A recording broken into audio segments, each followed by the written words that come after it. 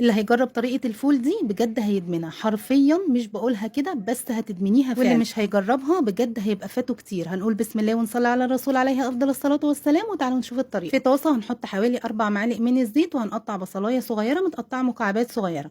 اول بقى ما البصلة تدبل هنقطع عليها فلفل حامي، وبعد كده هنضيف عليه فص ثوم مفروم، وبعد كده هننزل بطماطم متقطعه مكعبات صغيره، وهنضيف عليها ربع كوبايه ميه صغيره، وهنغطي الطماطم بتاعتنا علشان تتسبك معانا. وطبعا كل اللي هيشوفها هيقول ده فول بطماطم عادي، لا تعالوا بقى هنضيف اضافات عليه مختلفه هيخليه طعمه في حته تانية خالص. هنضيف عليه نص معلقه ملح، وكمان نص معلقه من الكمون، وهنضيف بقى معلقتين كبار من الطحينه، ونقلب الطحينه تقلبتين كده مع الطماطم بتاعتنا. وبعد كده هنضيف عليها الفول، والفول ده انا مدمساه في البيت مش بشتريه من بره. حسيت ان انا محتاجه كمان طحينه فزودت كمان معلقه طحينه كبيره، ووطيت عليه النار وسبته بقى حوالي 5 دقايق او 7 دقايق يتسبك مع بعضه بقى كده.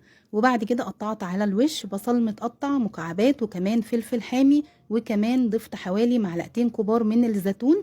الزيتون ده زيتون اسود مخلي، وكمان معلقتين من الطحينه، وضفت كمان حوالي 3 معالق فوق الوش كده زيت بقى زيتون او زيت عادي، اي زيت متوفر عندك. والله بقى على الجمال، هتاكلي احلى طبق فول بجد، مش هتقدري توقفي نفسك، هتاكلي رغيف واتنين وتلاته. جربوها هيعجبكم، صحتين والف هنا. ما تنسوش اللايك والمتابعه لو عجبكم الفيديو.